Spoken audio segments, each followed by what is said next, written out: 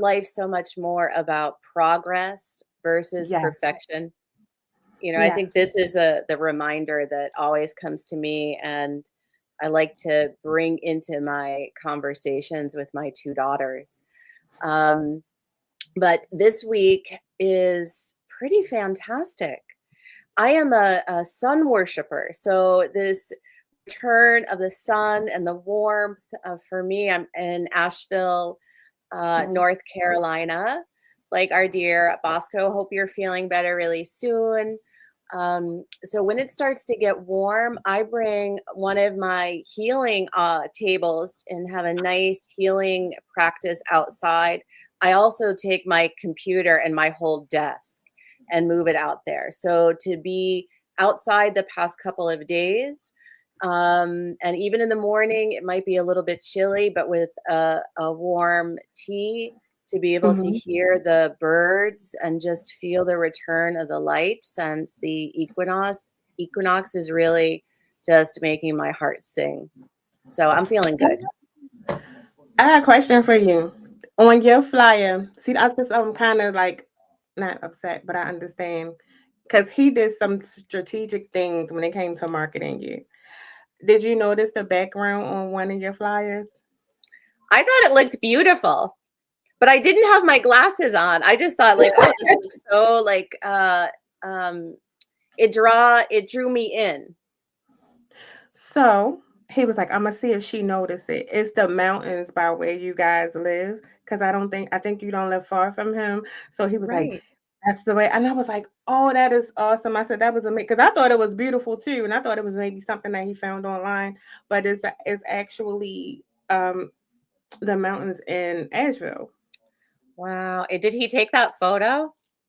Knowing I him just posted probably. a Yep, knowing him, he probably did because he's crafty like that. So ah, yeah, it he is did. really exceptional. Yeah, I can actually see, it's like the highway too, and the Yes. Blue Ridge Mountains. It's so beautiful here. You'll have to come visit one day, I Coco, plan and then on we it. can take you out for tea. I plan on it right after graduation because I finally finished. Yeah. That Congratulations. final grade hit, and I cried like a baby the other day, so I'm happy Oh, about that. wow, that's another thing to celebrate. Yes, and I will be with you guys soon. Hopefully, mid-June. I mean, yeah, Really? mid-June. Yeah, I'm gonna come down. Fantastic. Well, we're done. Maybe we could go find a waterfall together because, Yeah. one of the things I would like to explore tonight is nature as medicine. And we have over 200 waterfalls in this area, Coco. I love waterfalls too. Yeah. Well, since before we get, because I know we got a lot to cover. So, how about you tell everybody watching and listening a little bit about yourself, like whatever you want to share. So, well, let's start. I live right here in Asheville. My name's Adora Winquist Soul because I also got married on November 1st. Uh, Congratulations! Thank Oh, you. I'm Thank sorry. you so I much. love love, so I'm sorry. I got it. Me too. I am a romantic. Oh It took my me God. 45 years to meet this incredible man who is really my match and best friend. Um, and colleague too, creative partner and so many other things. So I am not only a lover of love and romance, and I am a believer as well. Oh, awesome. Mhm. So I'm a mother. I have two beautiful daughters. Um, in fact, my youngest is going to be 11 on Monday, and that's Violet. So I have two flowers, and then my Lily is going to be 16 in on June 16th. So it's a really it's a big milestone and really a rite of passage. Wow, that is amazing. Yeah, so this is a little bit of a snippet into my personal world. Professionally, I have been working in the field of alternative medicine for 3 decades now.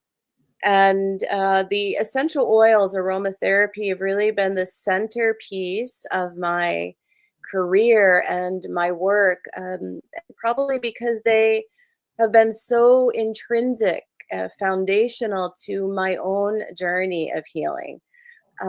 So I write, I teach.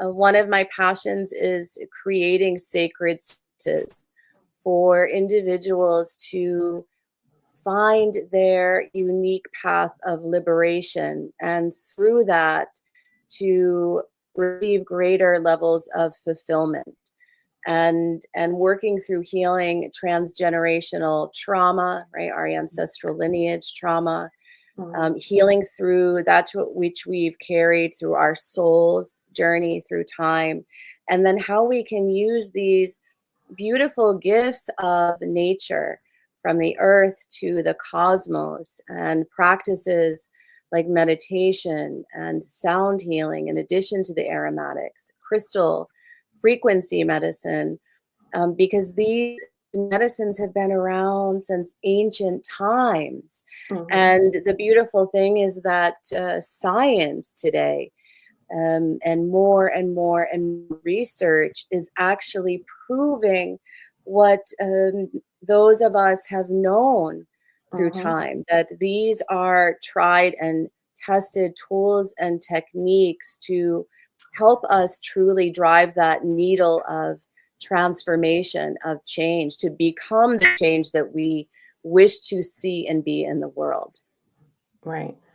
I'm gonna ask you more about the crystals though, right? Because that's Oh, my good. thing. But I'm glad you did mention like for 30 years, so you've seen how everything has evolved. And so like I work in healthcare as well. And one of the things a lot of our clients and like patients are starting to ask about are like holistic interventions and treatments and things like that. So I guess my first question is one, what inspired you to get Mm. into like holistic healing?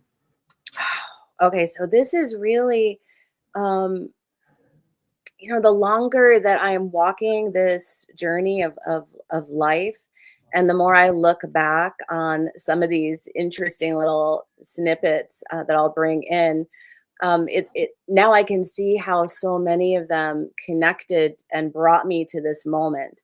So when I Mhm, was really young, I love to be in nature. I mean, I still do, but as a little kid, a few years old, like I would leave the house and take off and spend the day walking in the woods, mhm, pretty often. And at this time it was more common, right, for kids to go off on their own, and spend time in nature without the parents being so hyper vigilant, because of the evolving times. But mhm, I did that because I felt nature was my place of refuge, of comfort, solace.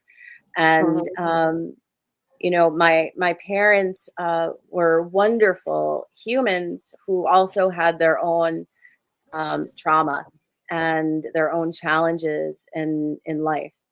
And so spending time in nature and being able to listen to the plants and the flowers, and spending time with the minerals, and listening to the water, it was really what made sense to me, versus spending a lot of time inside the home where there was so much sadness and disappointment, and a lot of dysfunction. And so I think that was like my foundation of connection, right? To be able to go out into nature, to listen to the spirit of all of these facets of nature, right? Whether it's the mhm, birds or the crystals or the flowers and trees. Um, and then as I got older, I had a couple of kind of, I'd say, hallmark moments. One of them, I was about 16, maybe 17 years old, and I grew up in upstate New York. So another tip, Asheville or North Carolina is the seventh state that I've lived in during the course of my life. So growing up in upstate New York in we You had New it Yorker? in the Adirondacks. Oh man, So Bosco is missing this one. He's from the Bronx originally. yes, that's right. I know, like that's another synergy, right? Yes. Um, So my mother and I used to go to this little bookstore. It wasn't really a store, it was someone's garage that had used Mhm. books because this town, it had like the old timey soda fountain and one grocery store, and you had to drive 10 minutes to get to it. So on a rainy day when we couldn't be in the lake, my mom and I would go into town and go to this bookstore. And the Mhm. gentleman there started to save these books. So after we came a few times, he would have these books and say, "Here, these are for you." Like really interesting things like old medical text from the late 1800s and early 1900s, books on like Carlos Castaneda, on shamanism, on herbalism, esoteric books like by Madame Blavatsky and the Theosophical Society, like first editions. And so I thought this was very cool, but also curious. Um, oh, I love that, Eunice. So he said to me, you don't remember who you are right now, but at one Mhm. time in your life, you're going to need these books. You're going to need this knowledge." And I didn't really think anything of it at that time until, of course, older. Right? The older we get, the more parts of our life that we start to piece together. And Mhm. when I was a teenager around this time as well, I had very significant depression and anxiety, and had, thoughts rather often about not wanting to be here, having Mhm. to deal with the many things that were part of my early childhood dynamics, what I now call in my book our early childhood treasure map. um, but at that time, it was very, very difficult for me, and I was sick a lot as a child. And so this is another element that kind of connects into my journey. When I was 18, I left New York and went pretty much as far away as I could to California.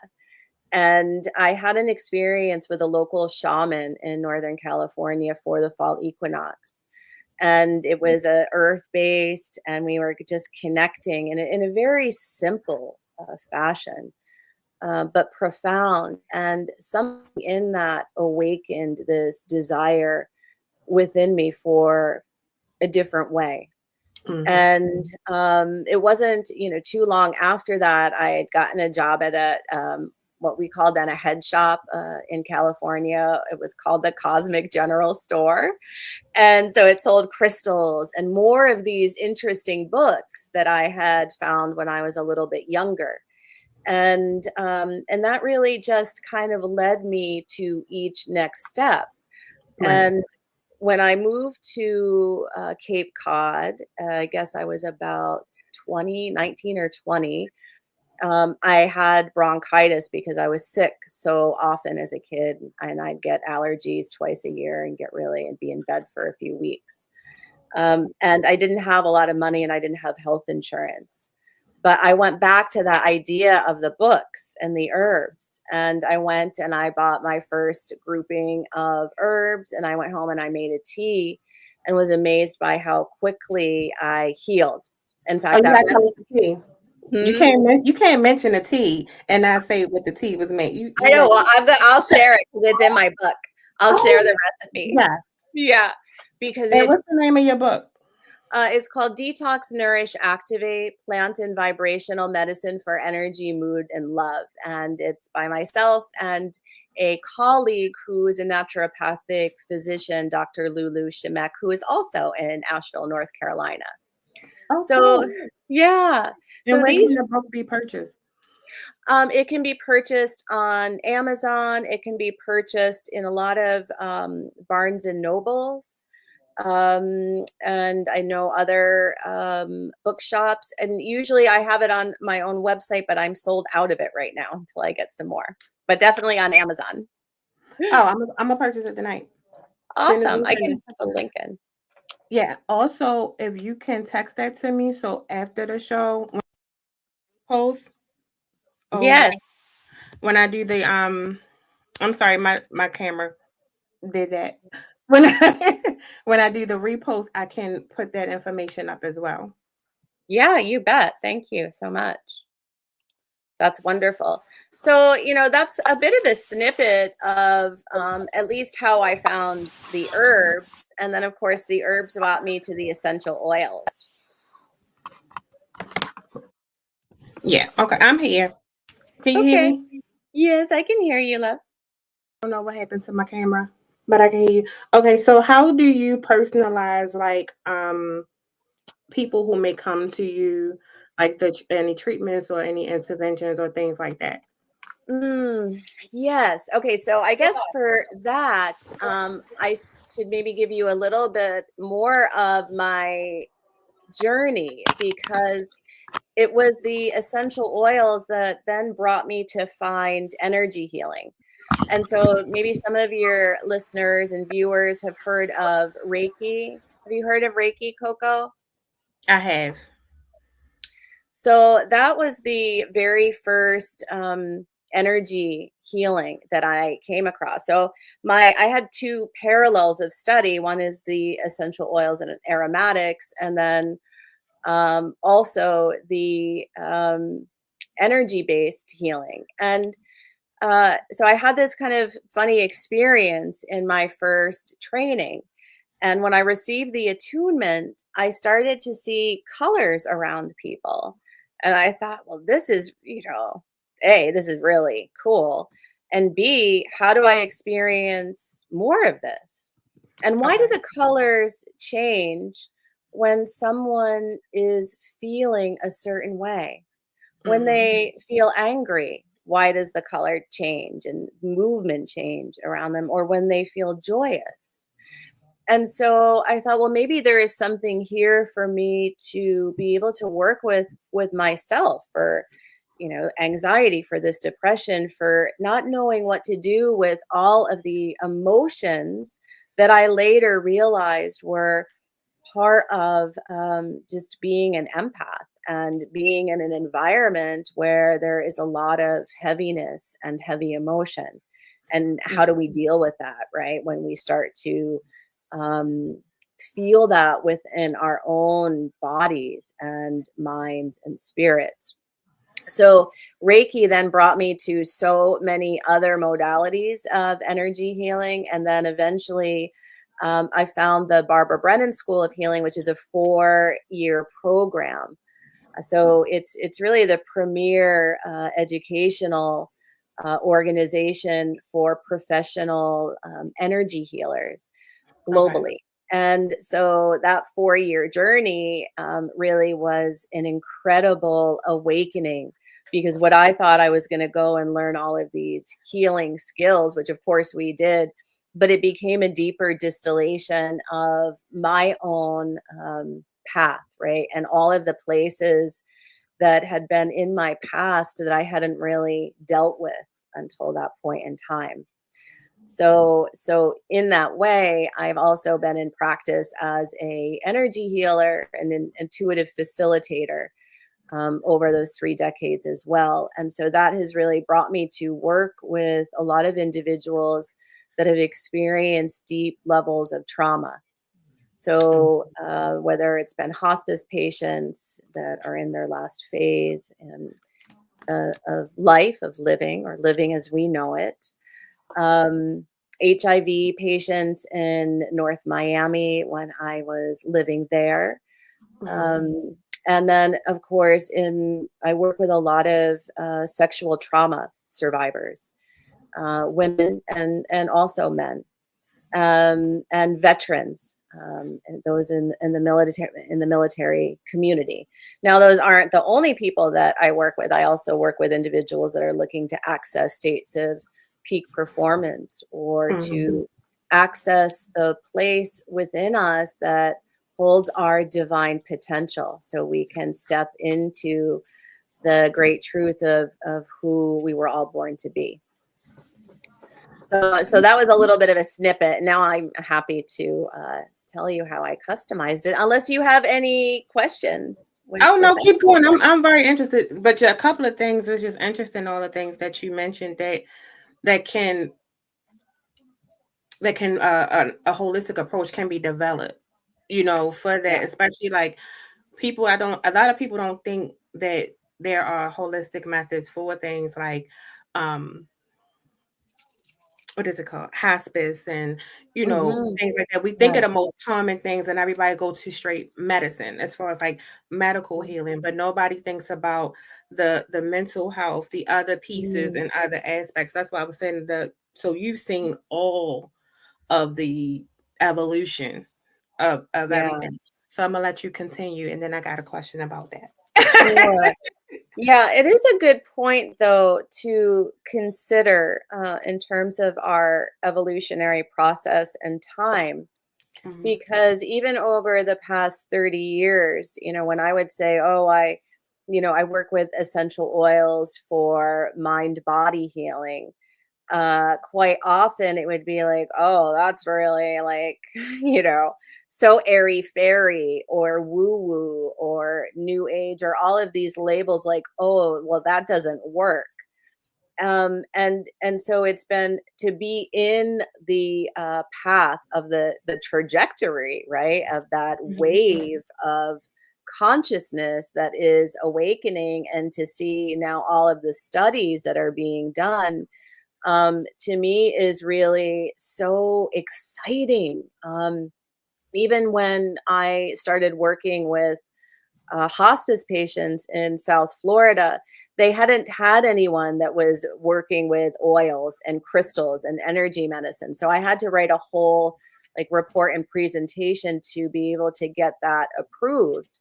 And of course, now we know in hospice, even in hospitals, how many types of energy healing or aromatherapy. Now, maybe there aren't crystal Yes, therapies yet, but I would that's say, true. just give that a few more years, and it would be likely to see some of these other more innovative elements there as well.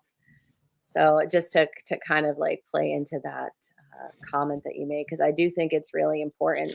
I mean, even when I sold not this collection, but my first collection of chakra balancing oils into Whole Foods Market in 2009. And that first store was in New Jersey. Now, at that time, there weren't any other chakra balancing formulas on the shelf at Whole Foods, which, yes, it's a grocery store.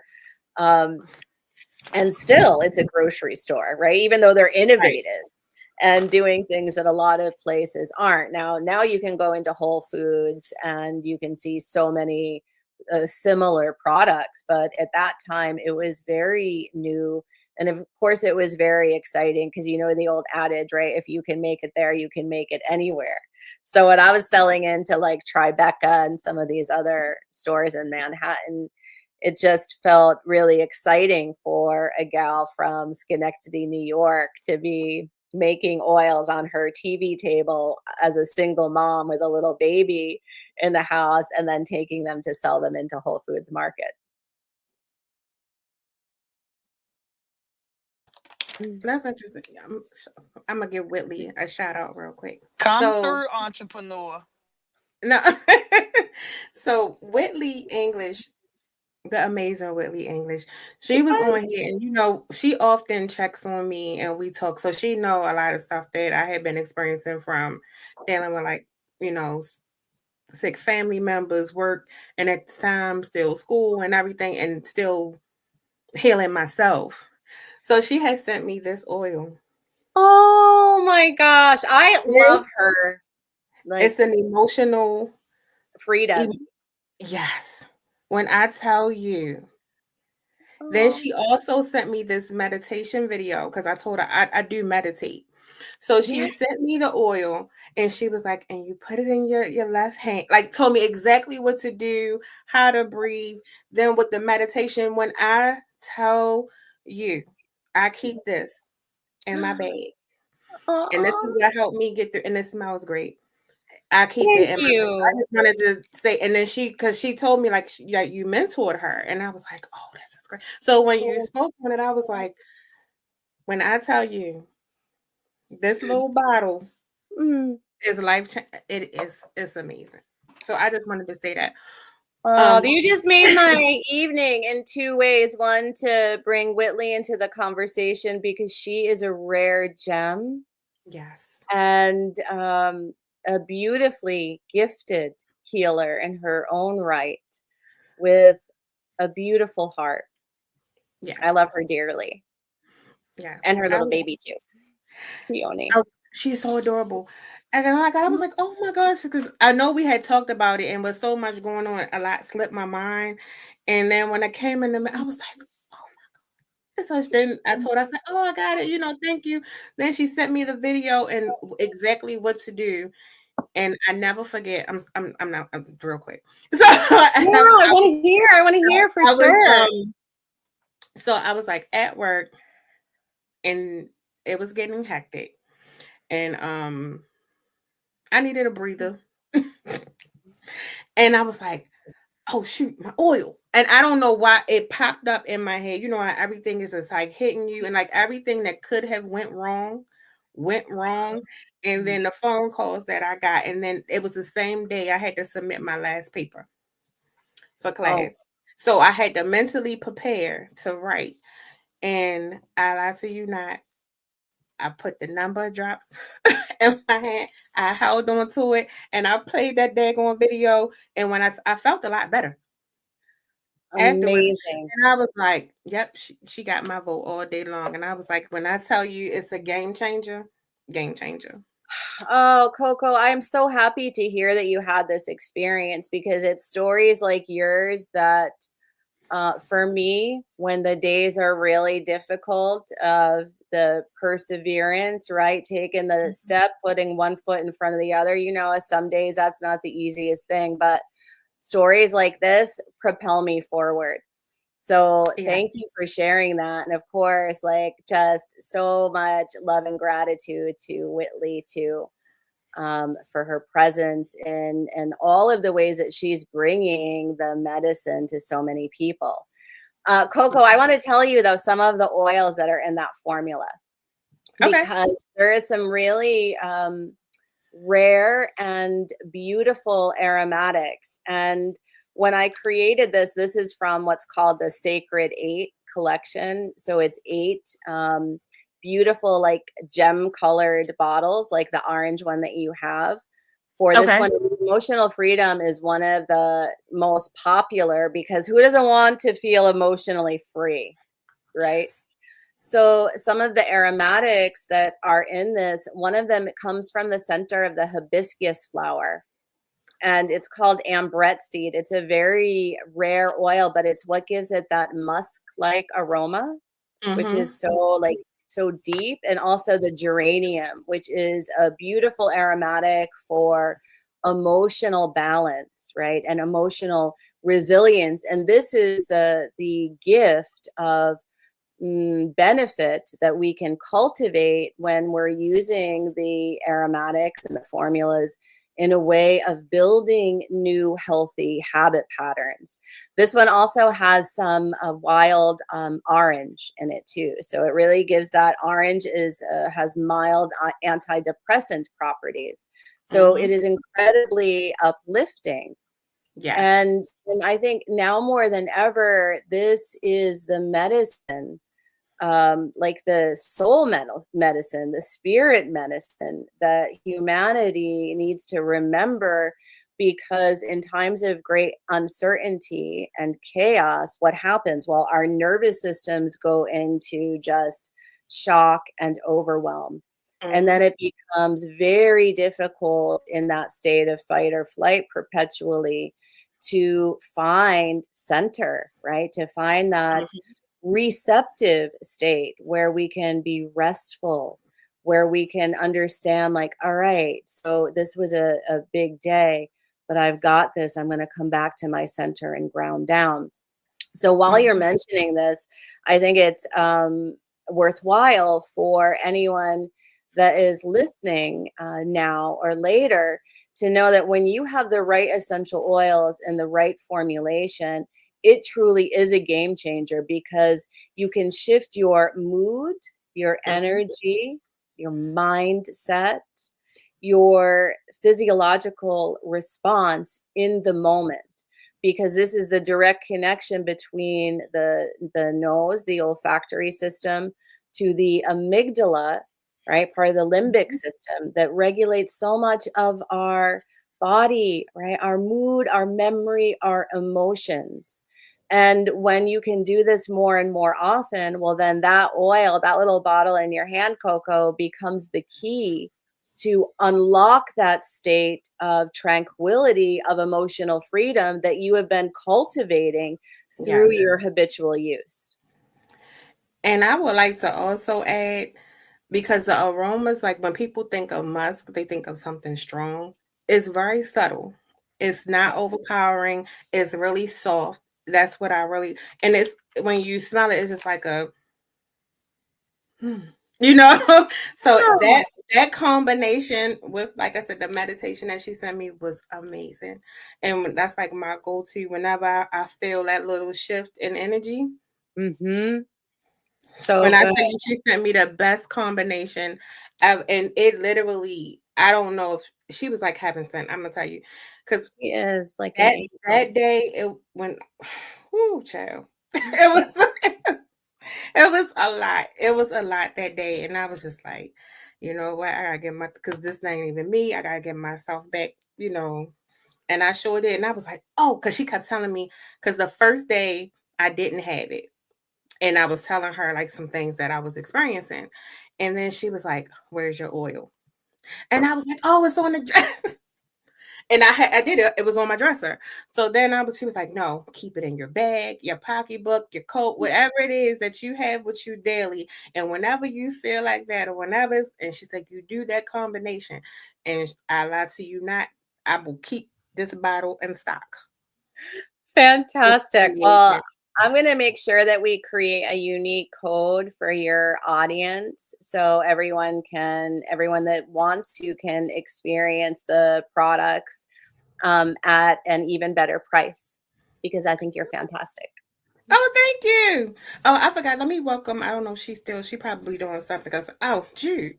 Welcome, Jude. Hi, dude. This is one of my Hey closest y'all. friends. Yes. Hey. Um, but the next question I had for you was, how do you, because with so much going on and with the evolvement of like medicine, especially like holistic methods are like on the rise, and a lot of people are leaning towards it.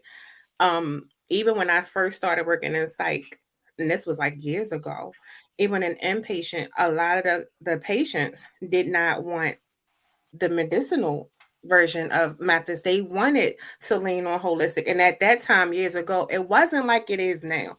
I can Yeah. honestly say, like, I don't work at that particular place anymore, but where I work now, even when I meet with my clients, whether I go to their house or wherever I go, when they're going through something, no matter whether it's mentally, physically, or whatever, the first question they ask is they want to be referred to a holistic provider.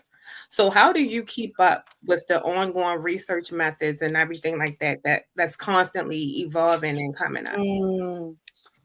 Oh, I love this question and really the focus of this conversation because to me, it really sits at the heart of wellness and putting the power back to the individual to be more responsible and to feel empowered in their own journey of wellness. Because when I was just having this conversation earlier today with a client that the medicine that we have is really incredibly important and functional for emergency, for surgery, right? Life saving. Yep. Um, so it is a remedy of response in that way. And yet, in terms of prevention or in terms of bringing a cure, right? Yeah. Bringing a remedy of response that transforms the inner terrain and the holistic terrain of the individual into one of wellness again, because the innate desire of our physiology, of our human design, is to return to homeostasis and to evolve. Yes. right? So how do we evolve with a system of medicine that is never really addressing the prevention, right, and of health and wellness. Again, Mhm. excellent for emergency, for Mm, surgery, but when we talk about, hey, I have this illness, right? When I was in my early, let's see, I guess I was maybe 19 or 20 when I started having incredibly painful cycles, mm, and I went for maybe from 18 to 19 because I didn't have insurance and I just dealt with it. But I was really suffering. And then finally, when I took a job and I had insurance, and so I went to the doctor, and basically the response was, well, you're a woman, you're born to suffer. And so here, let me write you the script for Oxy. And for someone that has a really addictive personality, mhm. and depression and anxiety, both chronic and acute, that's not that's not a solution, and it's also really a potential for catastrophe. So Exactly. um, through a number of years now, at 20, he wanted to do a hysterectomy. And I thought, that's crazy. How can that be here's medicine or here's surgery. I've had a number of surgeries, but that's the only option for me. Mm, There has to be, this can't be true. And I knew there was a place within me. I knew I was to have two children. So I said no. And I fired the doctor, meaning I never went back. He probably didn't notice or thought, oh, thank goodness she's gone. And I realized like the pain medicine is not getting me anywhere either. And neither are all these antibiotics that they keep giving me. So I've got to figure out a different way. And that's what brought me to more professional study from both the aromatic perspective, the essential oils, and then also vibrational medicine, and then these many other forms of holistic healing, right? mm, Like sound frequency, like meditation.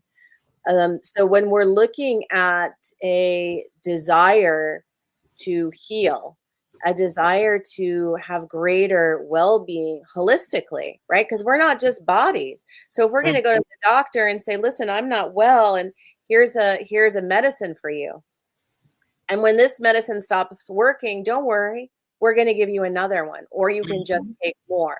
So the medicine that we have at our disposal here, in some ways, is disposable, right? And this is really a big part of our culture now, that Mhm. everything, especially here in the US, seems very um, So disposable. yep. And yet, where is something that is going to truly make me heal, right? And return to the person that I know that I am still somewhere inside of me. And to me, like, this is the greater, where what we're really seeing is an awakening of consciousness, an awakening, taking off the blinders to say, oh, this isn't the only way forward. Look, there is this path, there is this path. What can I try? What can I bring together to support myself to heal? Because when we are stronger physically, Mhm. well, then we have greater mental acuity. Maybe the decisions that we've been making, we realize, oh, this really hasn't been the best thing for me to do at this course in my life. And so I think that there's been a lot of control around the current medical practices in that way. And of course, the interdependence on big pharma, because if you look at the numbers right now of at our mental health statistics and how many individuals are on pharmaceuticals for depression as adults, but Mhm. also children. And we know that once the doctors that are prescribing medicine often aren't saying, well, here, you're just going to be on this very briefly. It's like, Yes. oh, here, take a little bit more. Here's a stronger dose. And oh, now you're having this Mhm. complaint. So we're going to bring this in. And this isn't a sustainable path of healing in any regard. I'm glad you mentioned that because even when it comes to like the medicine approaches, they're quick to be like, okay, here's this prescription that's going to do that. And I know at one point when people would be like, okay, I didn't want the medicine, it was like shunned upon in medicine for the longest time because of course they want to make money off of pharmaceuticals. So again, like even like doing what I do now, like I have, clients who are like, I'm not taking no medicine because they don't like the way it makes them feel. And that's why they lean to a more holistic approach because it keeps them energized, it keeps them alert. They want to be alert to sustain a healthy life. And it's like, I want to be mentally balanced, so to speak, instead of being out of it. So, and when they do these methods, so I guess my next question is because something that comes up often, and then sometimes what I find myself as being a part of the care team is I may have to reiterate or break, or I don't want to say dumb down. I don't like to use that term, but put it simplistic for them to understand. So, what is your communication style? Like, how do you explain your methods to the people that you help? So this is really a great question also, and one of the things for me that in the course of my work and career, both speaking in a presentation or to a group or with an individual or even writing, I continually find the need to distill it down to the most simple building blocks. And here's um, a very simple analogy to that. Do you hear any feedback? Or is the audio okay? No, you're fine. Okay. So it was thought for the longest time that to It's echoing. it is echoing. Yeah, I can hear it. It just started though.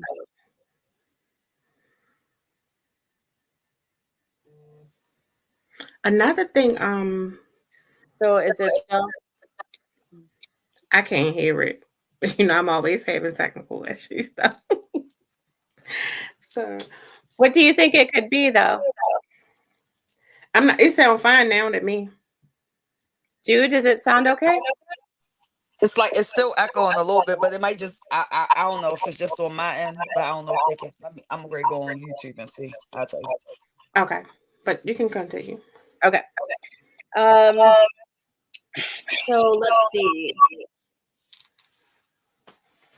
Here's my analogy.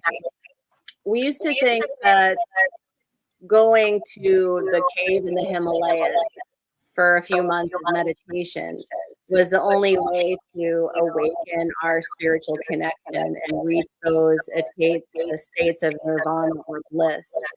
But the truth is that if you commit now to a practice of 5 or 10 minutes a day, that's going to be far more effective than not doing anything at all. You don't need to go for a few months of meditation, although that's a wonderful thing to do if you have the time and space. But a simple practice of meditation, 10 minutes a day or less, the use of your aromatics, right? Like, this, Coco, when you combine them together, well, you're really anchoring not just an experience of well-being, but you are reshaping the neural pathways, right? You are forming, in terms of neuroplasticity, you're forming new ways of being, thinking, and feeling that are more healthful, right? You're increasing your immunity, you're decreasing the cortisol level, right, of the stress response from the body. You're enhancing your emotional outlook. So if you look at many of these nuances that we often take for granted because we're so much on the go, and just go like, oh, well, how did I feel before I started doing this? Like, oh, I just realized, like, I used to get really triggered when this would happen. And now I'm noticing I have a much more zen or chill response to that. That same thing doesn't bother me anymore. Well, what's happening? So what's happening is you're increasing your emotional bandwidth, your resilience. And resiliency is part of our human design because the human spirit was designed to triumph. Okay. And each and every person has this power within them. One of the systems that I created is called modern alchemy or even tactical alchemy for our military community. And this is an idea that when we can engage multiple senses, right? The sense of smell with the aromatics, Mm-hmm. sound through either meditation on the solfeggio frequencies. And I teach about other elements like sacred geometry as well, things that you can do either a specialized form of tapping called EOBT, essential oil based Mm-hmm. tapping, that I talk about in my book. And so when we can engage these multiple senses, well, our ability to heal in a sustainable way, to really become that change, like I mentioned, becomes more and more rapid. So I think that this is a really important reminder that people right now are tired of being tired and not feeling well and not feeling clear, right? Feeling dependent on a doctor to be able to say, here, this is the only way, take this pill, and maybe you'll have these side effects. And maybe, some of them aren't good, but don't worry, Right. we'll get taken care of with this, with this pharmaceutical when you need it. Because And I it's think, no longer sustainable for us. yeah, I think the biggest one that I've heard, um, it could be someone being treated for, like, let's say like a anxiety or some form of like OCD or PTSD, and then the medication, they're like, okay, so one of the side effects is I may have suicidal thoughts. So it's like, do I want to be anxious or do I want to have and I think, Right. and that's another reason it's very interesting because when I got my master's in psych, but one of the things that we had to do, one of the lessons, a lot of the lessons were on the different methods of like interventions and treatments, and holistic was one of them. And that's one thing that was in our like class discussion. It's like, how do you do that? So the one thing that a lot of people, that was the biggest complaint. Like a lot of us were already working in healthcare, but in different areas. And it was Mm. very interesting, also intriguing to see how many, no matter what area of the field that you work in, you had to still got the same similar feedback when it came to the treatment plans and the intervention methods. That and a lot of people were saying that their clients or their patients wanted to go holistic for those reasons, because like you stated, either they felt tired or they didn't feel cognitively aware and they wanted that function. So it's like, how do I live a normal life if I can't critically think or anything like that? Yes. So that was something that was like really, really major. So I'm kind of glad you brought that up. Well, and feel as though that is really kind of like the preliminary symptoms of a much larger issue, Mm-hmm. because the more that someone feels tired, or cloudy, right? Like, oh, I'm not really sure what decision, right? Like mental fog, and I'm just really not sure which way to go, or I feel really sad and really depressed. Um, and kind of in this vicious cycle. Well, how are they able to access the fullness of their potential? Yeah. And I think this is, the bigger issue, because when people are tired and not feeling well, then they're really easily controlled and told how to think and act, Mm-hmm. and react. Yeah. And then we see more and more chaos and distortion and dysfunction. So to me, the question is, what would it take for more and more people to awaken to the power that exists within them, to really harness their lives and become the driver, to actually sit in the driver's seat. And I don't mean just driving the car to work every day. I mean, like, no, this is not how I want to live anymore. And to me, we're really at this precipice right now, which is why more and more people want holistic, because they know, like, I'm not just, this physical body that is not feeling well. There's so much more to me, and I want more out of life. And it's not going to come from addressing a symptom with a pharmaceutical medication. All right, and a lot of people and a lot of providers, I don't know if it's, I don't think it's intentional, because I know, like, we're taught now, even when I was getting my bachelor's, it was autonomy. And a lot of people don't understand they have autonomy over their care. You have a say so. You're a part of your care team. You're a significant part. You have the say so. And I noticed when I explained to her, like, okay, what were your other options? So when I advocate for, like, my clients, that's one thing that I have them to ask. Even if I'm not there, you can ask what are alternative options or something that you're comfortable with. And a lot of times people don't understand that they have that say so or those rights.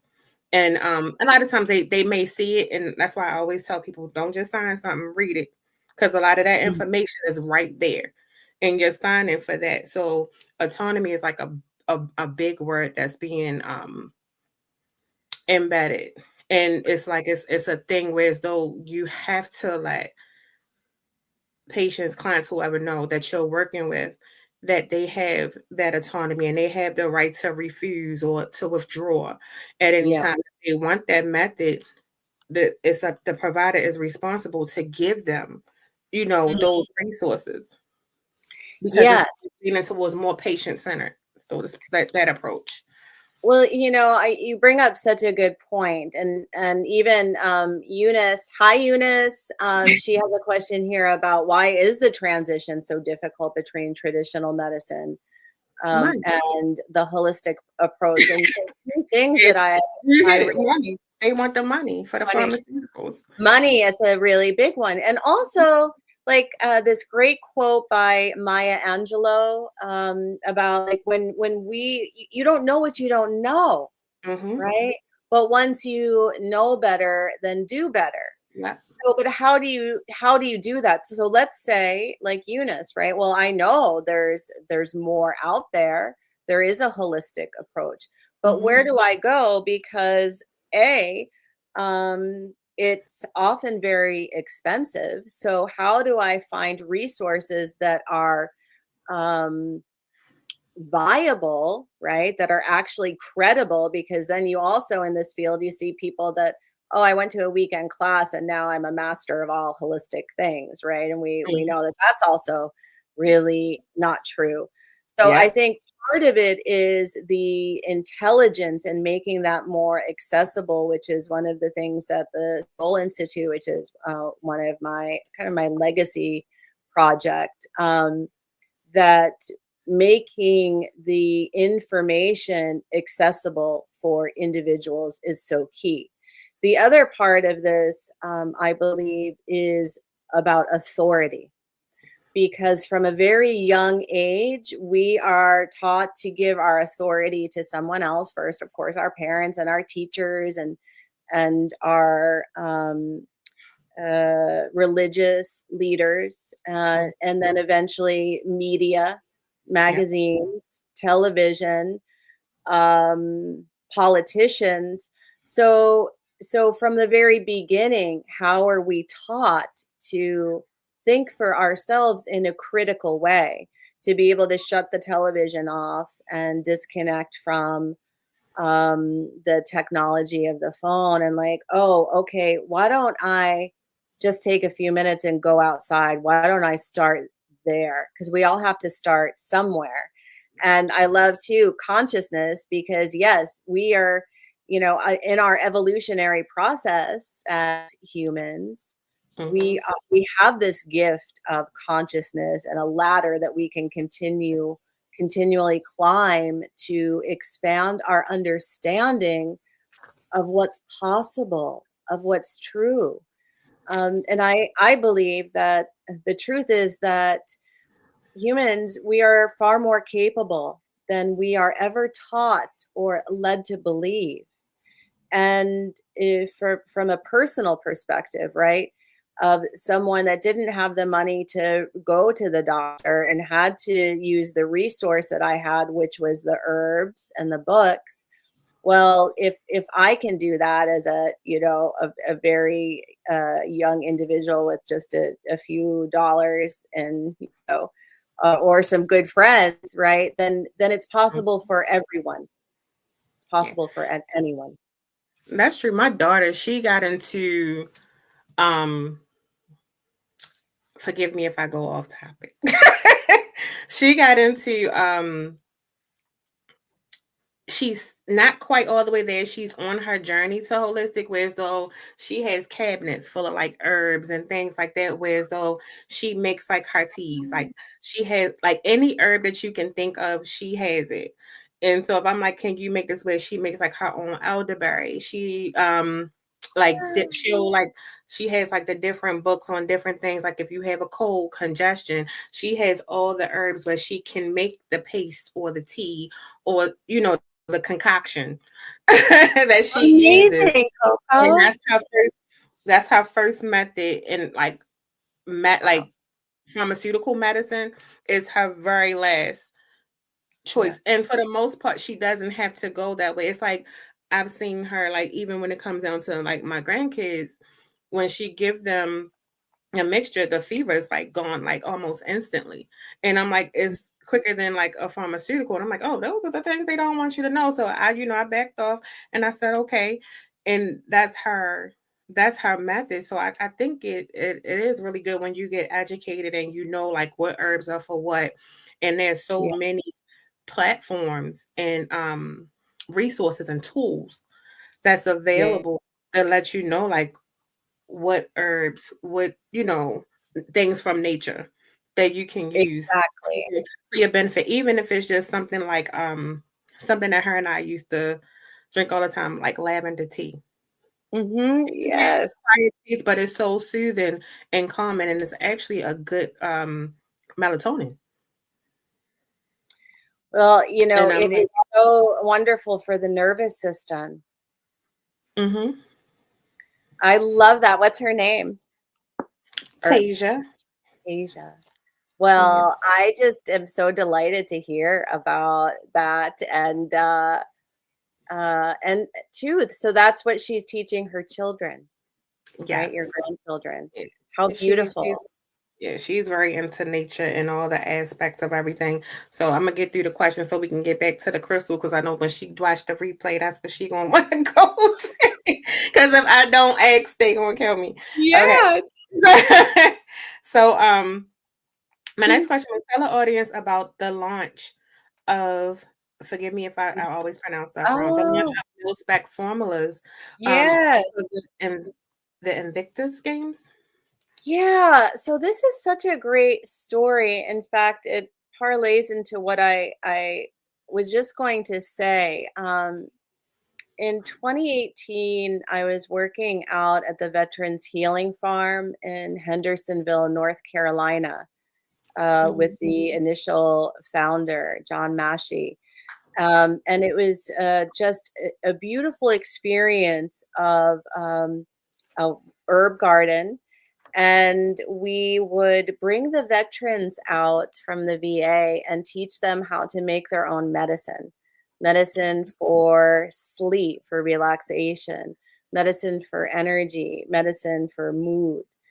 We'd even do some distillation of essential oil, peppermint and tulsi, which is also known as holy basil, which is an incredible adaptogen. Of course, we wouldn't get very much essential oil. It would be mostly hydrosol because you need a huge amount of quantity of the plant material to distill. But it was wonderful in terms of education and quite fun as well.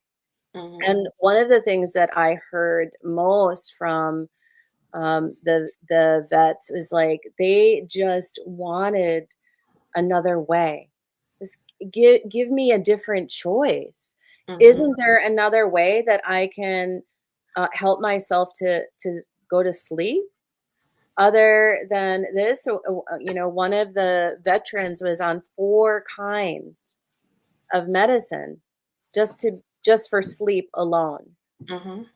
Yeah. So to me, I thought this is really so incredible because this community, my father was a Marine who fought in Korea, Mine and too. a I was in wonderful. Vietnam. Oh, Yeah. wow. We got so much in Um, common. I know, I love it. We're gonna have to stay connected. We're Of definitely going course. for that waterfall when you come here. Absolutely. Um, so, my father and I were very close. In fact, for the last decades, really like best friends. And I saw how much he suffered in terms of what we now call PTS or PTSD, Mhm. the nightmares, the ways that, because of course at this time wasn't spoken of, and the ways that many individuals that experience trauma deal with it is through addiction. And I know somebody mentioned something like that. Maybe we can come back to that comment too.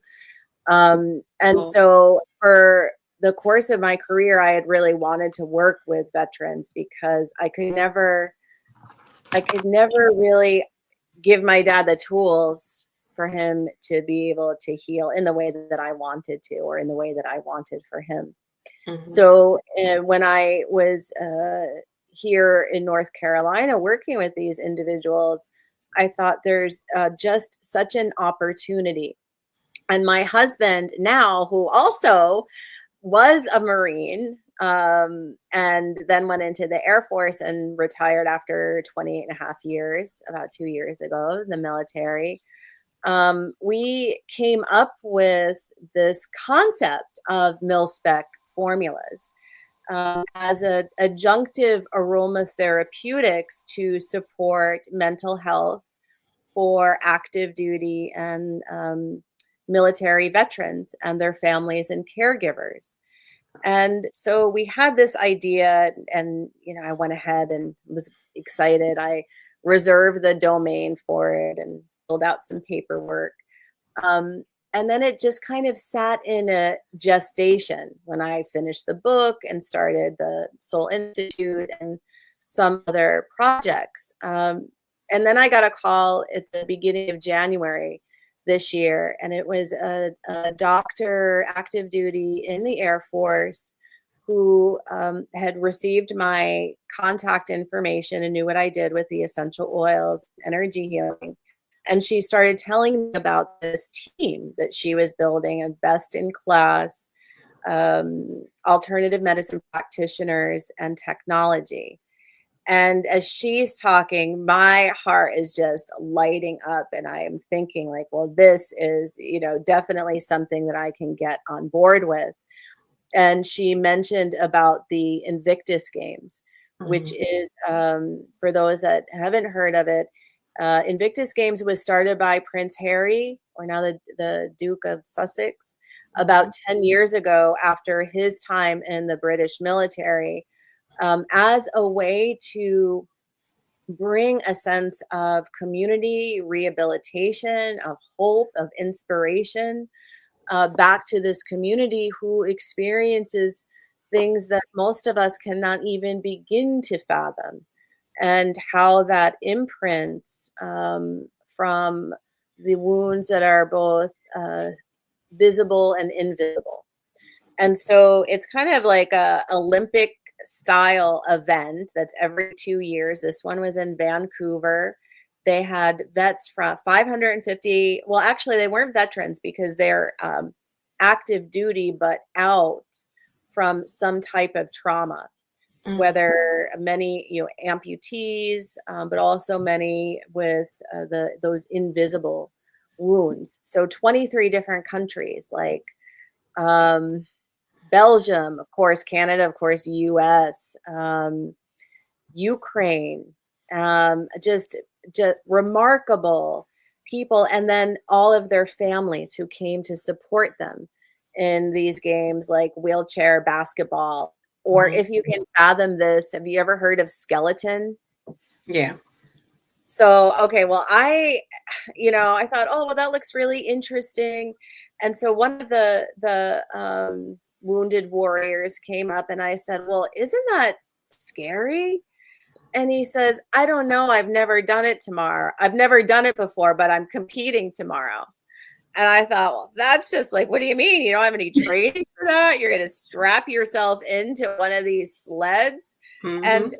another one of the wounded warrior came and said, yes, he had gotten clocked at 90 kilometers an hour and going around one of the turns 3 Gs. Mm. I'm like, I thought, like, I mean, how could you not like pass out from that kind of experience? Um, so the courage, and even this idea of wounded warriors, I I believe that this wounded warrior archetype is something that is held through the collective consciousness and ancestral lineages of most, if not all, of humanity. Mhm. Because if we think back in time and our ancestors, right, and all of the wars that have been fought on this planet, all of the forms of abuse, right, Mhm. and violence, and all of the aspects that really are so deeply traumatic, what we now call transgenerational trauma, and Mhm. how this is passed through. I kind of term it, it's like a baton, right, from our ancestors. Like, oh man, this is still unresolved. I didn't get there, right? I couldn't clear it from my being. Here you go. Right now it's for you to take and to be able to transform and transfigure it within yourself for the future generations. And from a healing perspective, like, this is something that we've known but more anecdotally, and now with the research that's coming out looking at um, how some of these forms of trauma, of PTSD, are actually showing up in generations. First, second generation is even showing more Yeah. than the first generation of individuals.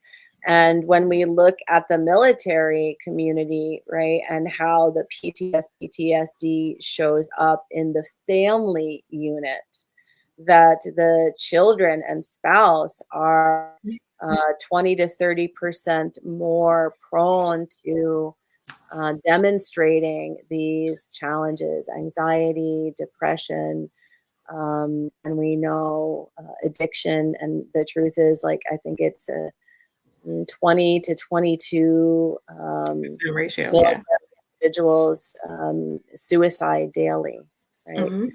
So when we start to look at this, I know it kind of seems like I'm going maybe off or broadening a little bit in terms of the Invictus games, but I'll bring it back in just a moment, because what I believe is that it's not only our potential um, that we have within us that we want to harness and capitalize, but it's also our responsibility to transform the places within us individually, so that our future generations Mhm. can be different, that they don't carry that trauma and that density and that pain.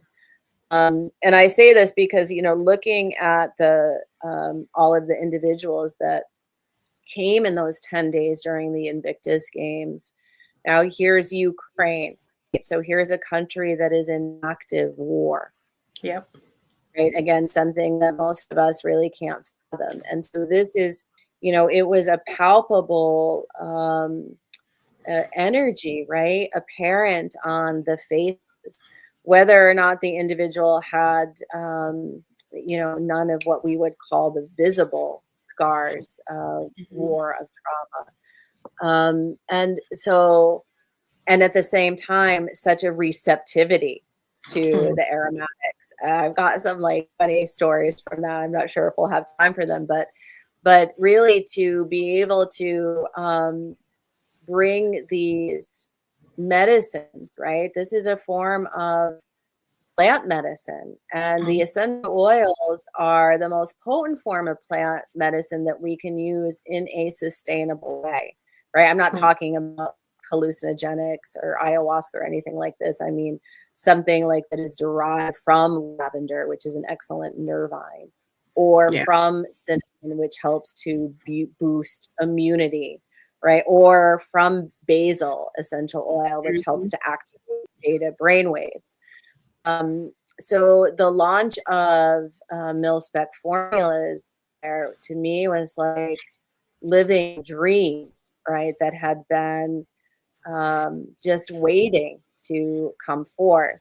And so I gave out about 1,000 little bottles of these new formulas. We have one rest and relax for sleep.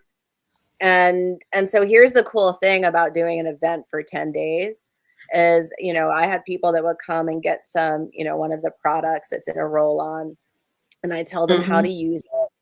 And I had one woman from Team New Zealand who said, I haven't slept more than 3 hours a night since I can remember when. So I gave her the R&R, rest and relax, that has lavender, that has chamomile, oils that are now very well researched to calm and balance the nervous system and move us into a deep state of restoration through our Mhm. body mind connection. And so she came back, I guess it was maybe like, I don't know, a few days. She goes, well, I've used it. She said, now, the last night I slept 4.5 hours. Like this was an epiphany. Like this was a game changer for her. Mhm. She came back the next day. So she was like coming back to update me, which I was loving, right? Because this was a brand new collection just launched at this event. Well, she came back towards the end. The last 2 nights I've slept 8 hours each, right? Mhm. Like now it went from like a game changer to a miracle of an experience. So this is the power that can be in a very small bottle when used in a way that is habitual and very specific. I had a question. It wasn't on a thing, but when you were talking, it made me think of something that came up. Another discussion that we had in class.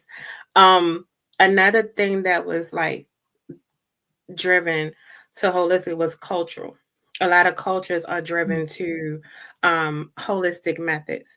Have you ever ran into um, like a cultural experience where you had to shape something, design it based on a person's cultural background, or is that something they just come to you already prepared and knowing what they Mm. want? Oh, this is a great question. So, the first thing that I'm thinking of was I was leading a retreat here in Asheville, and one of the women came to me, and she said she hadn't had her sense of smell Mhm. for like over a year from a virus. It wasn't COVID; it was some other illness that she had. And one of the things that I like to do in a retreat setting is to teach everyone to make their own medicine. So I bring all of my oils, and then I'll teach them how they get their own little bottle, their own, notebook, and then it can be crafted for something specific, whether it's physical, mental, emotional, or spiritual. And so this was the area that she really wanted to heal.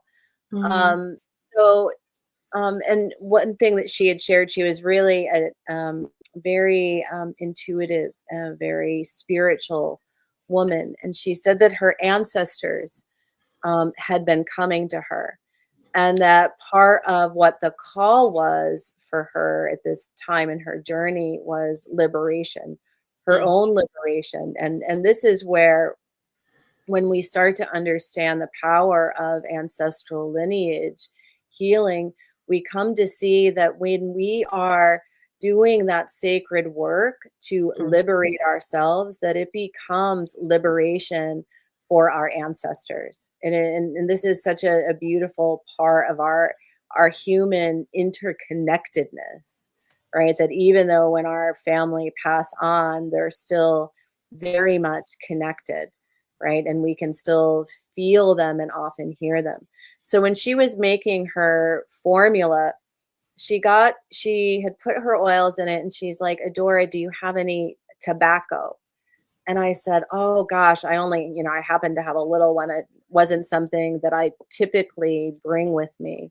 Mhm. But that was the call because of her family line and the areas that we're calling for liberation, right? The tobacco, like picking the tobacco in the fields, especially in this area here in North Carolina, a lot of tobacco farms in the past.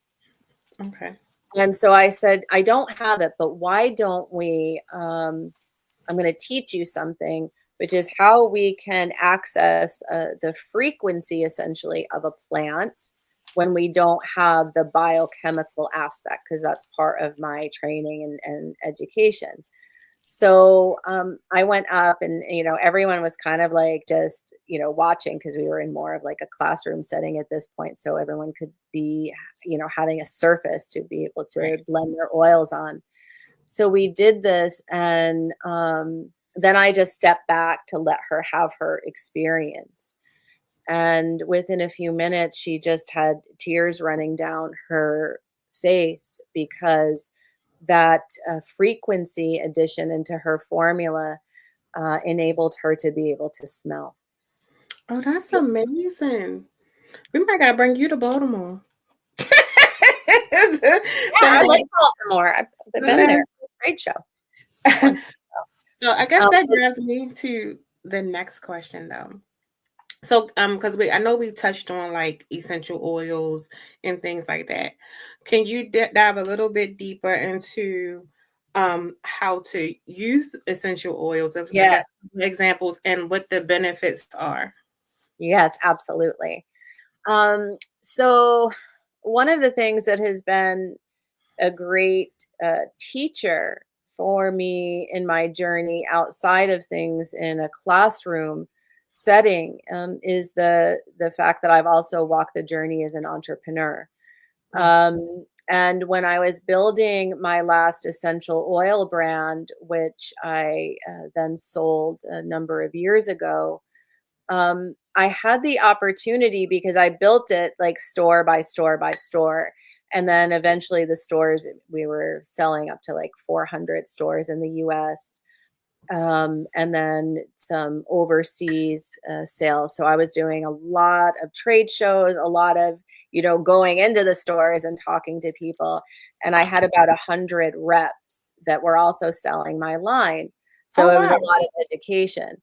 And in that process, it gave me like that grassroots, very tangible, in the moment feedback, right? Mhm. So this, and then in addition to my practice, doing deeper work with individuals with trauma and other experiences, like you wouldn't think that so many locations of health food stores or spas or boutiques would become a wealth of intelligence of data, but it did, because very quickly you could see how something would work for an individual. And so it gave me a chance to really refine how I recommended people to use an aromatic. So we'll do a little tutorial here. Okay. So this is one of the formulas for mil spec. So this is the mil spec formulas. And part of the design of this collection is the first, like the immediate target is to meet the moment, right? In this moment, what do you need to find more relief? right, within your body-mind connection. So the regulate one is about balance, emotional resilience. So it has aromatics in it like blood orange, right? I mentioned orange before. So blood orange, very uplifting. It also has ylang ylang, which is an excellent hypotensive, which helps to lower the blood pressure, right? Which is part of our stress response. Often can be an increase in. Yeah, it's this is one of the most popular ones at the My pressure at be high. It and it says thinking the also same has thing. some bergamot, which helps the brain to produce GABA, and Mhm. GABA helps to lower our anxiety. Right? So for anxiousness, for moments of feeling like either really low or like I'm like this and I need to come down. So it's all about regulation, Which right? one is that Regulate. one? It's called Regulate I by need that. Milspec. I'll get you some of this, Jude. Regulating the nervous system, and so this is the now there's a few ways to use it, but this is the go-to. So you put a little bit on the palm of your hand. We do this because the palm is like a vacuum energetically. It's an energy center, like a chakra, but a smaller one that pulls up both the biochemical aspect of the aromatic, but also the alchemical. So if Mhm. we think about this just for a moment, well, biochemically, right? Like we're a walking pharmacy. We've got to create the right conditions in our physiology to balance our neurochemistry, depending on what we need to meet the moment. And then from an alchemical perspective, well, the alchemical aspect is spirit, right? Our soulfulness, that kind of fifth element, the quintessence, that which is felt, not always seen. Mm. So Yeah. this is one of the reasons that the aromatics are so effective for us from a physical level. So we got it on the palm. So what's the next thing we want to do? Well, you want to breathe it in. So breathing it in through the nose, you can exhale through the mouth. Now, whenever you're looking to find a sense of calm, and we can all do this together right now, even without an aromatic. I got one. Let me do mine. Hold on. You do this. Yeah. Dude, I'm so sorry you don't have one. We got to I get you got a one in the bottle. closet. I got one in the closet somewhere. I just don't feel like Okay. getting up. My dogs is running me wild right now. Oh, oh gosh. So I what you like can do demonstrations. is with the breath, and this is a breath work practice. Now, breath work is a wonderful alternative medicine wellness modality. So take a breath in through the nose, and Coco or anyone that has an aromatic, if you are breathing that in now, also breathe in your intention. And everyone, Jude, breathe in your intention. What is it that you desire to feel right now? And for those of you that have an aromatic, well, that intention is becoming anchored in your brain, blood, bones, through your entire physiology. Now, your exhalation, let's exhale through the mouth a little bit longer. Of course, closing your eyes helps, right? So now to just walk us through this together, you're going to inhale through the nose and then exhale through the mouth, a longer, slower exhalation. And this is also helping to activate the vagus nerve, right? Which is the longest cranial nerve in the body, coming down from the back of the neck all the way down through the midline of the body. All the way down to the large intestine. So now the technique is that you're going to do this for about 45 seconds. So maybe about 4 of these long breaths. So inhalation through the nose, breathing in your aromatic, making the direct connection to the amygdala, to the hippocampus, the limbic system, and very quickly, if not immediately, activating the parasympathetic nervous system for a more restful it's known as rest and digest. But Oh, I really, must it's be good also tonight. you got it, don't you? Yeah. So, I love this smell. I'm just I'm mm, gonna get you one. I need my header. My header. Emotional freedom. Let me tell you, girl, this saved my life that day. Cause mm, I was about to wish up wood. Well, listen, I've collected a few different, oils that have different meanings to them. I didn't understand a lot of them, so I haven't used a lot of them. But I notice when I do use them, I yeah. don't think I'm using them right, but I notice my mood depending Mhm. on what I'm using. Yeah, Yes. What yeah. is your favorite, Jude? Huh? What's I your What's couldn't your hear you. favorite? favorite that you've Um, I don't know. I just be buying stuff. I'm gonna be honest with you. Like, I don't have a fave. I'm still in the learning stage. I had to get out of the just buying it because it smelled good. I was one of those like Yes. I buy it because it smelled good. Like it spoke to me. But I'm Mm, learning, so I don't have a favorite yet. I'm not even gonna lie. I'm learning about all of yeah, this. that's But Um, that's awesome. great though. When you get it, if something speaks to you, that's usually you connecting with it. So that's like a great thing, yeah. I would think. Absolutely, I started absolutely. my journey a little different. I started with like the affirmations and the meditations and the clarity, little sage here, little sage there, Yes, maybe find a crystal, go and pick a crystal, the ones that speak to you, then research it just a little bit. I'm still very rusty, very, but I do plan on, learning more because I'm so into it. Like that is awesome. I love it. I love it. Love it. Love it. Well, you might like my book too, because it also talks about the crystals and the meditation and all of the herbs, as well as the essential oils and even nutrition too, because all of these tools. Every person is unique, just like you have a unique fingerprint, right? There is a unique formula to unlock that potential within you where your body and mind and heart and soul line up and then light up, right? And Mhm. this is how we truly become that change that we desire to see and live and be in the world. Yes, Coco, I'll definitely text you the links after the show. I'll be happy to do that.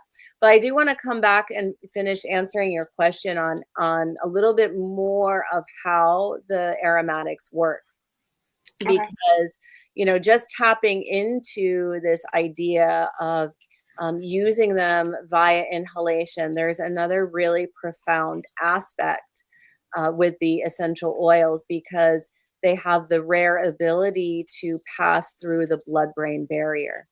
Now, some of them more than others, depending on their chemical properties, right?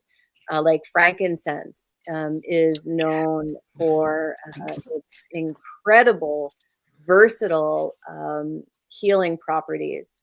And this is an oil, like there's the mil spec. This one is for pain and inflammation, and it has two kinds of frankincense in it.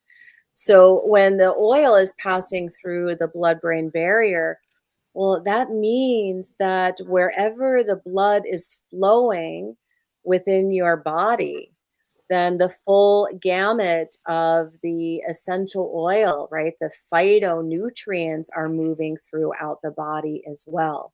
Mhm. Um, and this also means, because of this fact, which is due to the size, right, the molecular size, how small they are, but also that they are lipid soluble, so they're fat soluble versus water soluble. So this is also a beautiful process that the aromatics can then pass through the cell wall, right? So you've got over 50 trillion cells in your body. So the Mhm. aromatics from both the biochemical and the alchemical aspect are able to pass through the blood brain barrier, through the cell wall. And part of my work is working with them. So we're healing these aspects of our transgenerational trauma. And so knowing that they can pass through the cell wall, well, what's inside of your cell? Your DNA. Okay. So this, to me, this is really the medicine of our future, and it comes from the earth, and it comes through frequency.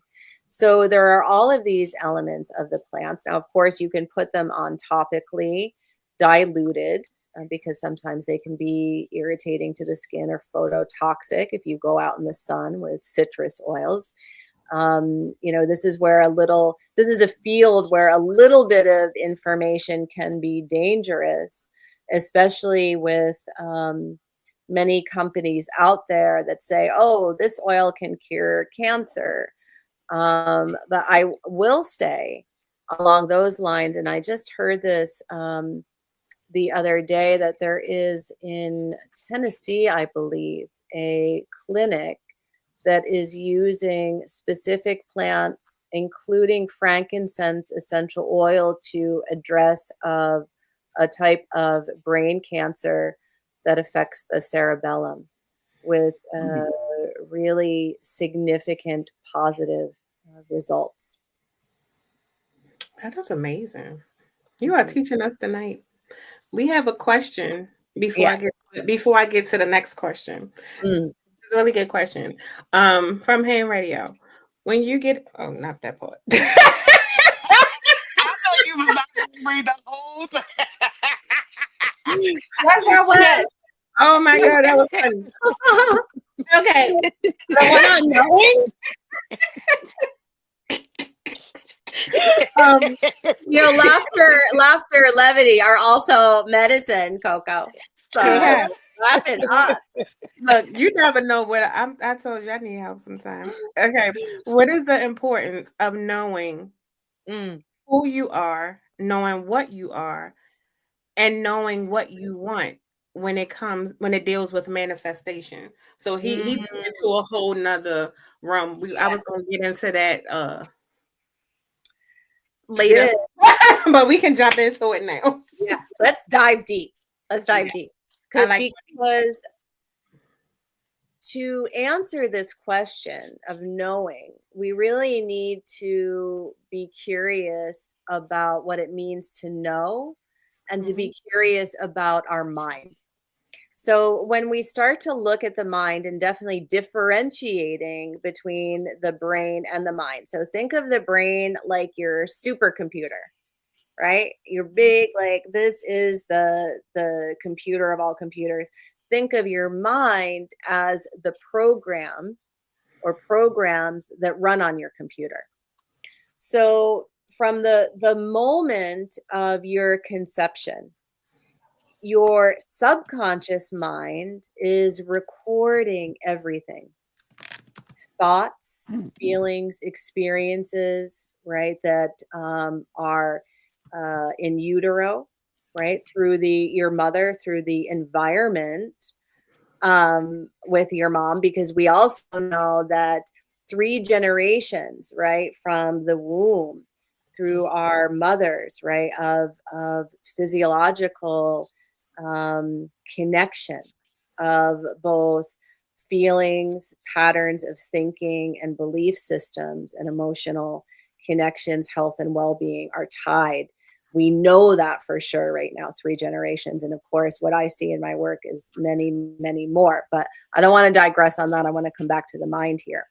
Okay. So your subconscious mind is like the video recorder. So it's recording everything in black and white, Is no that similar gradation. to like fruit? Is it no, I don't think it was fruit. It was one of those theories about the subconscious mind, and how it influenced like your reality and all of those. Yes. Yeah, I'm with you. So exactly, Coco. So this is where I'm going with that. So your subconscious mind is really the undercurrent, the background program Mhm. that is always running. So we tend to think, okay, hey, I just made this decision to go here, or to spend my money here, or to come into this relationship, or to eat this or drink this, or whatever a substance may be, or to say this to someone, whether it's a lover, a parent, a child, a boss, a stranger, right? And Mhm. so we think, well, I made this decision myself. But the truth is that 95, 6, 7, 8% of the decisions that you make all day long are coming from those subconscious patterns and programs that were formed through the course of your life and primarily through your core developmental years, which are from conception to about age Come 10. here. Yeah, those are the Nigga. most influential years of a person's development. And yeah, Yeah. I'm with you. So think about this, right? So everything that you witnessed in your home, how love is shared or withheld, right? Mhm, How communication is, money, religion, all of these aspects of living. So mhm, when we say, well, how do I know who I am? And what I really want, well, the first thing we have to do is really start to be curious with the question, well, who have I thought that I am? yep, What do I really believe to be true about myself and the world around me? yep, What do I believe to be true about women, about men? This is also part of our subconscious patterning, right? And all of these ways that we tend to limit ourselves, and the truth is that most of what we think and feel isn't even ours to begin with. mhm, Yes, Jude, come, come, come. Um, and so how do I know what I want? So first thing I say is, one, you've got to still the mind, mhm, which is very uncomfortable, especially now in this age of technology where we are more and more addicted to the phones and devices for the dopamine rush now that's rewiring our brain and nervous system to just want more and more and more of this very, very quick fix. Can So we you need can you to like get away from the explain? phone. Hmm? I mean, I'm following you. Can you explain dopamine? Because we mentioned that a lot, and I think that's a real significant piece in a lot. Yes. Okay. So let's talk about this. Um, So Dopamine is you something as else. a pharmacy, you're a walking pharmacy. So your brain, your supercomputer, when you can create the right conditions for it, right? Just like when you have enough memory or speed, right? Things start to work really, really well. So Mhm, the dopamine, the serotonin, the oxytocin, like these and endorphins, right? Endorphins we get from exercise. Like, mhm, oh, feels so good. Like, how do you feel after a workout? Invincible, yeah, right? I started doing hot yoga. yes, So, dopamine, feeling good, oxytocin, feeling connected, comforted, cared for, serotonin, like, oh, it's like, okay, mhm, um, I, I really, I'm really not depressed. yep, I just needed to like balance my neurochemistry.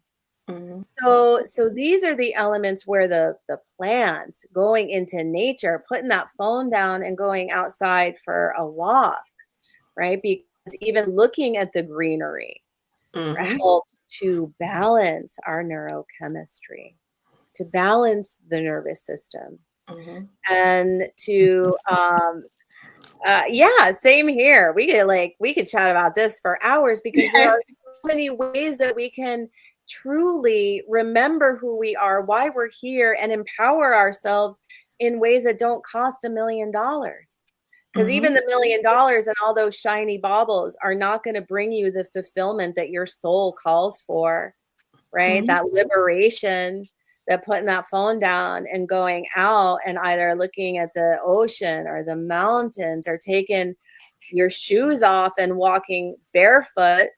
So you're mhm, getting all those negative ions from the earth because the earth is medicine, right? That's boosting your immunity. It's balancing your nervous system just by walking barefoot.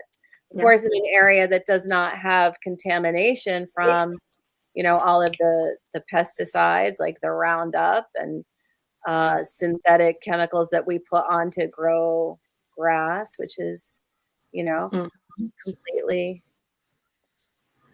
Bizarre. I want to dive.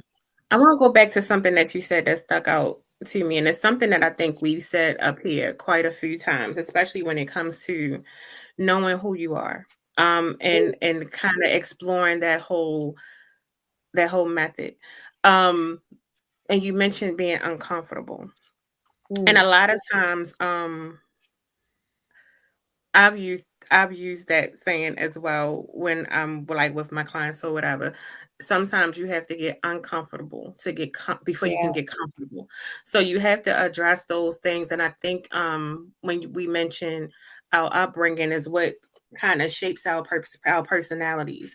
Like our environment also feeds into it. So you can have two people from the same environment but maybe different household. That household will shape those that behavior, how you react in situations, how you do yeah, certain things.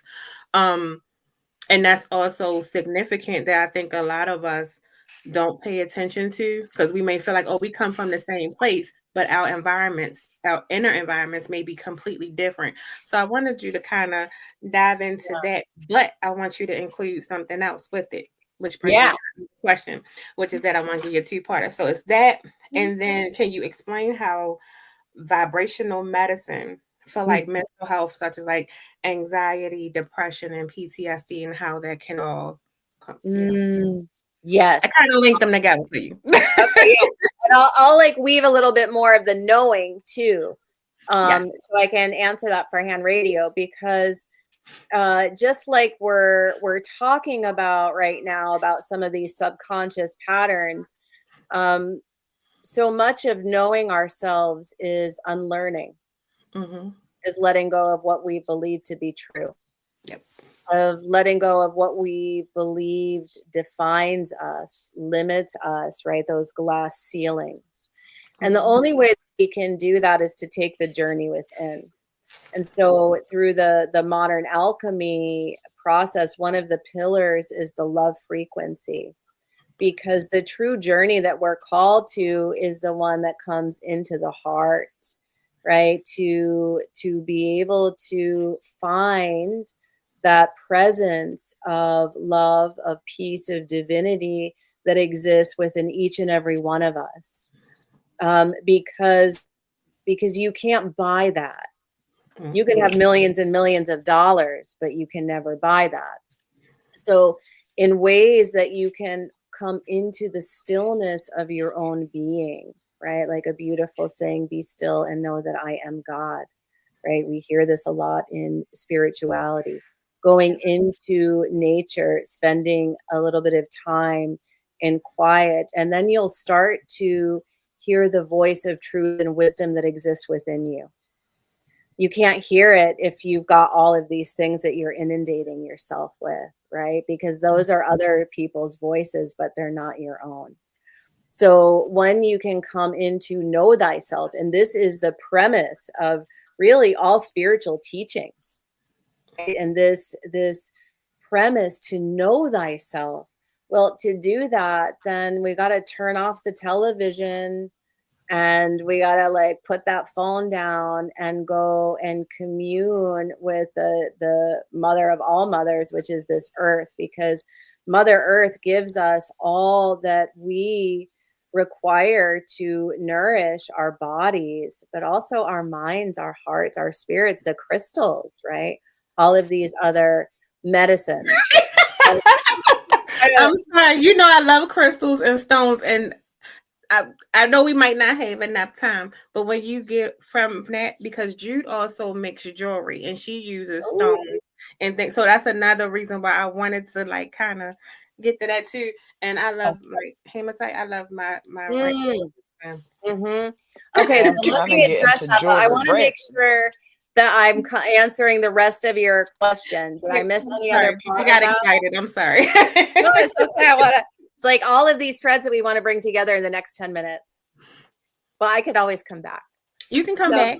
yeah. 'Cause we need to dive into those because Girl, that's we gonna yeah. be in a van on our way to you. Yeah, right? Come on down, ladies. Right. So what was the other part of the last question that I didn't answer? Explain vibrational Oh, medicine for yes, vibrational mental medicine. health. Okay. So, so we used to believe that that matter was something that was very finite, right? We also used to believe in terms of like the Cartesian teachings of science that the mind and the body were completely separated. But now the truth is that we know that all matter is energy that is vibrating at a specific frequency. Everything around you.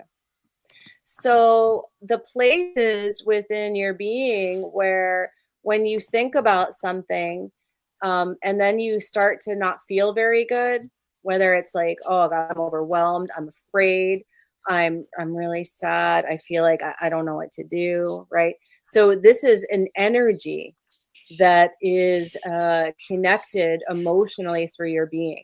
So vibrational medicine is coming to use things like aromatics, right? They have a very high vibrational frequency. A sound healing, like the solfeggio frequency, right? Specific frequencies that are now being researched to show how they can support the nervous system to restore itself, right? Like a 432 hertz is considered the harmony of the spheres. If you play that on any channel that you can stream, you're bringing a harmonious vibrational medicine into your environment simply and easefully, which will help to shift the energy and the matter, right? The emotion, the ways of thinking all around you. So there are many forms. Flower essences, gem essences are forms of vibrational medicine. Meditation is one of the most incredible forms of vibrational medicine that will completely restructure your brain, that will completely help to activate the pharmacy, right? And really optimize your supercomputer and then make sure that the programs that you have running are the ones that you want to be running, ones where you are expecting health and happiness, not you're expecting further disappointment and the other shoe to drop, right? In the next moment, but you don't realize it. Yeah. I think the So, other thing that I learned with like meditation, I'm big on it. But a lot of people will meditate like, oh, it doesn't work for me. And I always tell people you have to tune out what's around you. You can't say I'm a meditate, but then you got the TV on, you got all of this. You have to be somewhere that's secluded, whereas either you have silence and whatever it is that's positive that's going through your ears and those waves. So we always talk about frequencies and waves and anything that like goes and penetrates our mind.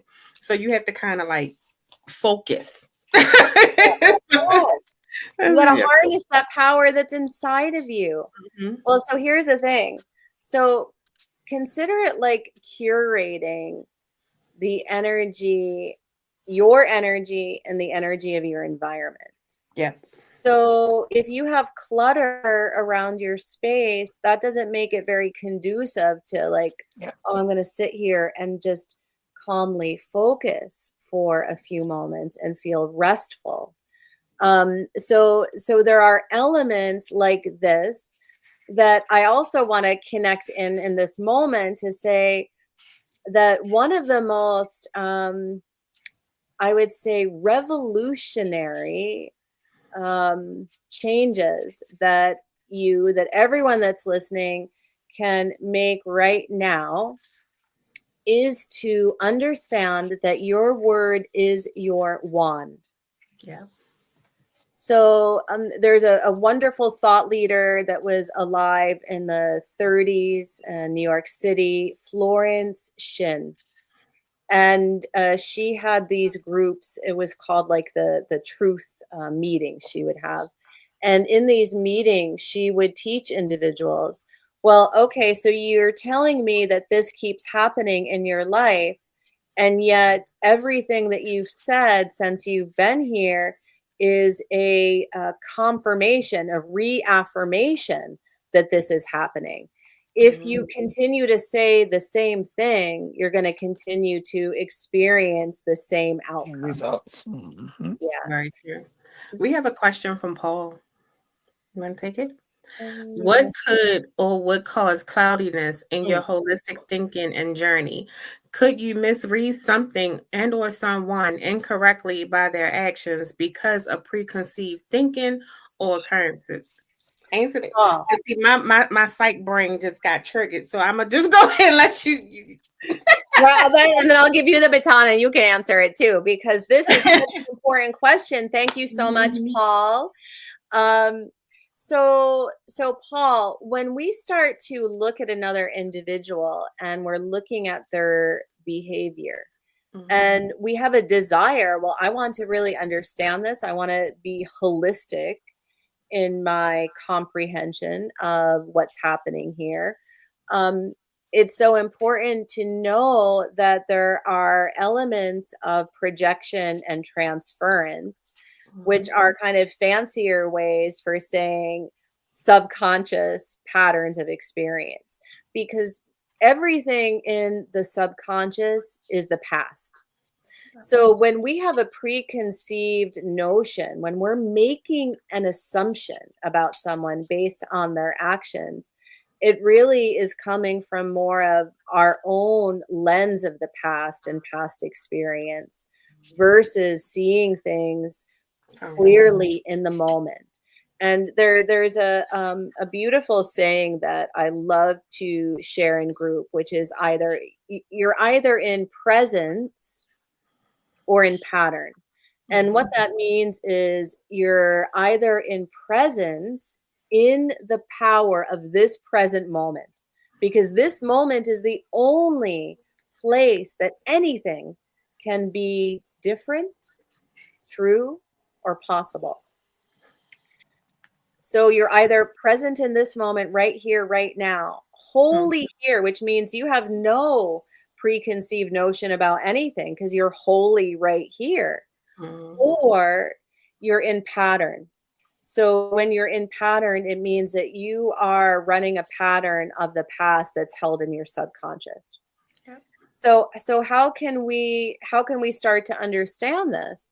Well, first it's inviting in a new way. And this is a wonderful intention, affirmation, practice, prayer that's very simple. Infinite Spirit, open the way for the fullness of my clarity, my most joyful life of abundance and truth to open, to be made manifest. Mhm. And when we start to call it in, because we have angels and guides and guardians all around us all the time, but because we have free will, we have to ask for help. We have to name it, we have to call it in, and then we have to claim it, which means, okay, so I understand maybe I have a preconceived notion. I want to be fully here right now. Yeah. And I'm going to know that I got to be compassionate and kind with myself because it's going to take practice to Mhm. create a new pattern. And this is where your aromatics um, are so key. Paul, I miss you too. I just need a little hiatus so I can finish the next book. Oh, we're getting a book number 2? Yes, yes. It's called The Love Oh, boy. Frequency. Oh, so you gonna come back when Ooh.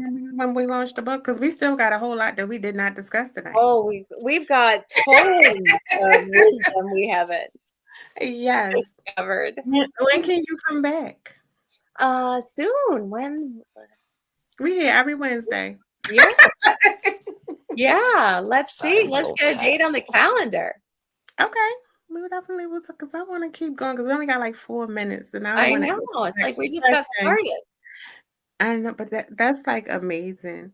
But well, Paul question it's really interesting. As I listen to you, because we definitely got like a lesson tonight. And Yeah. like it was very thorough. It was very moment, but it's interesting how the holistic part and also like the traditional, like far as like research studies, theories, because everything that you said was triggering like theories that we study as far as like when it comes to psychiatry, the brain, and when it comes to like mental health. So, but they explain them a little differently. Like what you explained to Paul, we would consider that like a personal bias. And the personal bias, pretty much like you explained, comes from your environment, your upbringing, but they just have, I guess, more technical terms, but it sounds so soothing when you say it and complicated when we say it because it can, but I think for me, the holistic approach is a soft approach. When I look at it, it's softer, it's more personable, and it's also welcoming.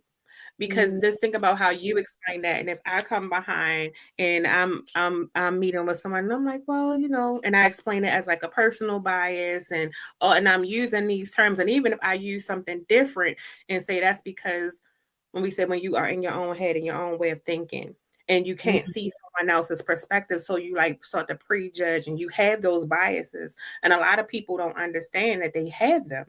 So, but yeah. when you say it, it sounds so soft and welcoming. You be like, yeah, Yeah, it's let me like work on that. Like, yeah, like the holistic yeah, approach is like, get up here, let's dance. And the medical treatment is like, everybody like you gotta kung get a middle fu finger. fighting, right? You feel me? Like it's just like two Right. different approaches. It's like it's yeah.